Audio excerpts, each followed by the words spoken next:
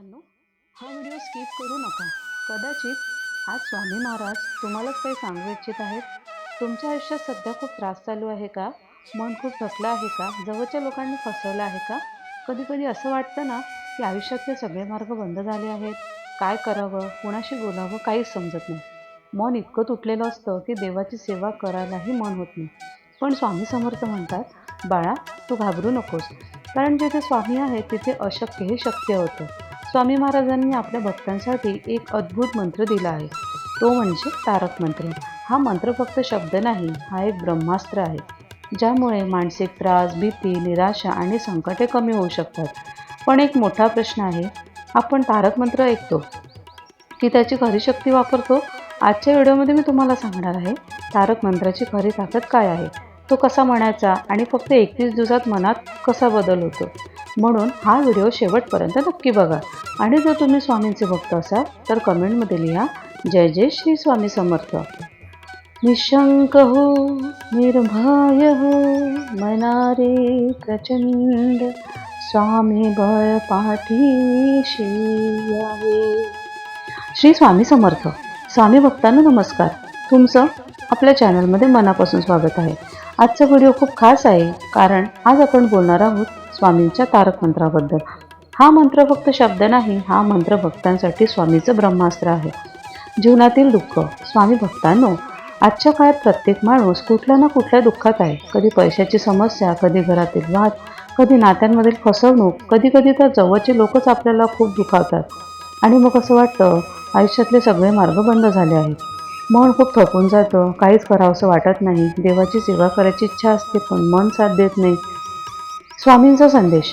पण अशा वेळेस स्वामी समर्थ आपल्या भक्तांना एकच सांगतात, बाळा, घाबरू नकोस, कारण जिथे स्वामी आहे तिथे भीतीला जागा नाही. स्वामींच्या आश्रयात संकट लहान होतात आणि म्हणूनच स्वामींनी आपल्याला भक्तांना दिला आहे तारक मंत्र. तारक मंत्राची शक्ती. तारक मंत्र म्हणजे काय?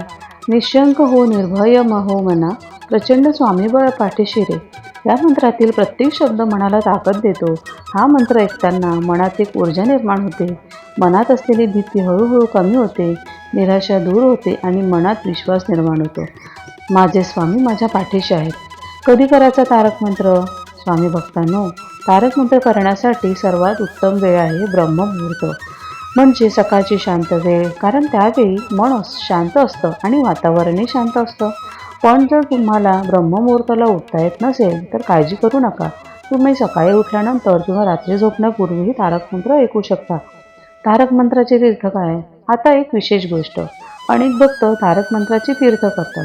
एका ग्लास पाण्यात मधली 3 बोटं ठेवायची आणि शांतपणे तारक मंत्र म्हणायचा 11 वेळा किंवा 21 वेळा. असं केल्यावर त्या पाण्यात मंत्राची ऊर्जा येते आणि ते पाणी पिल्यावर मन शांत होतं आणि सकारात्मक ऊर्जा मिळते. मनावर काम करणारा मंत्र. तारक मंत्र आपल्या मनावर काम करतो.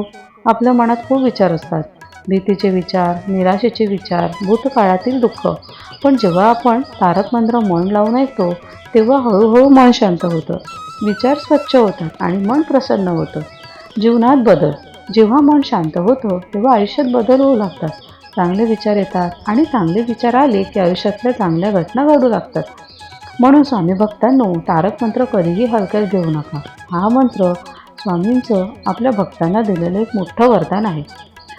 शेवटचा संदेश. जर तुम्ही खूप दुःखात असाल, तुमच्याकडून सेवा होत नसेल, नामजप होत नसेल तर काळजी करू नका. फक्त तारक मंत्र ऐका. 2-3 दिवसात तुमचं मन शांत होईल आणि हळूहळू तुमच्याकडून सेवा आणि नामजप आपोआप होऊ लागेल.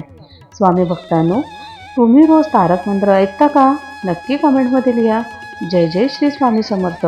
हा व्हिडिओ आवडला असेल तर लाईक करा आणि चॅनल सबस्क्राईब करा.